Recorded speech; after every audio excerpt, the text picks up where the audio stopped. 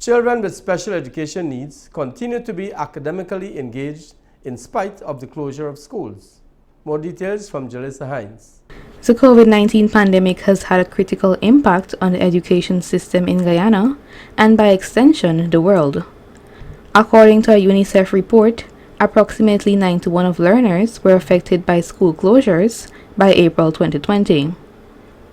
Students were forced to accept the new reality of life and continue to acquire an education despite the many challenges experienced as a result of the coronavirus.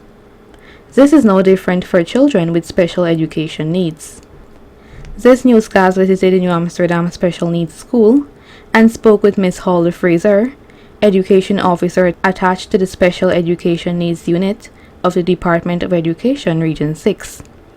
She revealed how children with special education needs were academically engaged despite the closure of schools. From the beginning of the pandemic, we realized that because of the different things that it would have caused, we could not have the children attending school. So we had to come up with another way of reaching the children out of school. Hence, the National SEN officer, Ms. Savvy Hopkinson, along with us, the special needs officers, we sat down and we decided that we should have virtual homeschooling being done. In that, teachers would be reaching the children online via the choice that the parent or the options that the parents had available to them. So two of the main ways that the parents were able to connect with the teachers were via WhatsApp and through the Zoom app. Ms. Fraser went on to disclose, teachers used to send the prepare worksheets.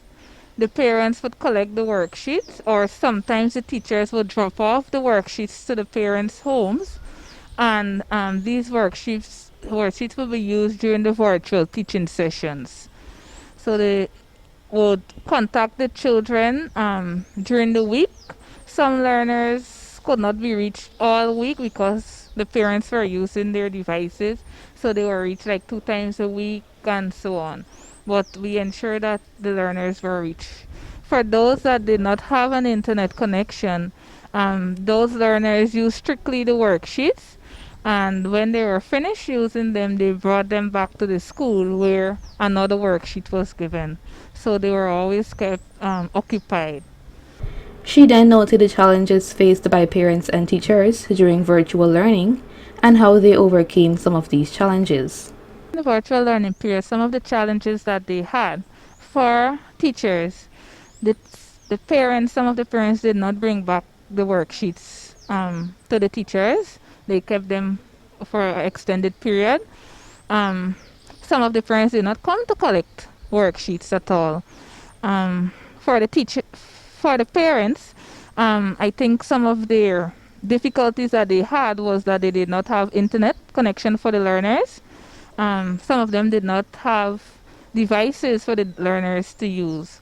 However, that was remedied when the head teacher reached out to two donor groups, and they would have donated tablets to the learners from the special school. In addition to that, the Department of Education, seeing the need for other children to have tablets at the school, they bought tablets and we were able to give the children tablets. So each child from the New Amsterdam Special School was able to have access to a device. But for some of them, the internet connectivity still remains an issue. Children's rights are a subset of human rights, says Mr. Wainwright McIntosh, another education officer attached to the Department of Education SEN unit. Mr. McIntosh is appealing to parents and guardians to desist from isolating children with special education needs from acquiring an education. It is a fundamental right of a child to have access to quality education. Hence, every child deserves the right to be educated. And in this instance, I'm referring to our children with special education needs. what has been happening over the years, you find many parents would have isolated their children away from the general education system. And so today, on this occasion, I'm appealing to all parents out there and guardians. Do not deny your child, your children, from a good quality education. He went on to disclose the objective of the Department of Education's SEND unit and is encouraging parents to seek help from the aforenamed unit for their child or children. Help is readily available. You can contact the Department of Education Special Education Needs Unit to access help. We are available Mondays to Fridays, and also we can make exception on weekends once we are available. Our objective is to ensure that all children with special education needs benefit from a good quality education. Further, I would like to say it's a breach of policy to keep your child away from the general education system.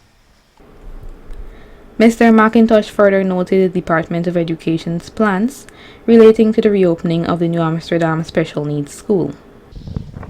We understand that the pandemic has poses some amount of challenges and it would have impacted our education system significantly. Notwithstanding that, today we are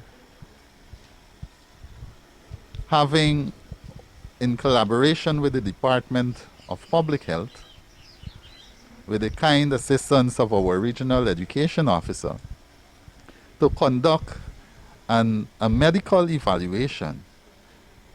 A medical evaluation, we have doctors on board with us from the Department of Public Health, and they are, at the end of these assessments, we will be so guided medically on the way forward for our children with special education needs as it relates to returning to school come this October. Closure of schools has specific implications for children with special education needs in terms of their learning support, structure, routine, and behavior. Reporting for Channel 8 News, I am Jalissa Hines.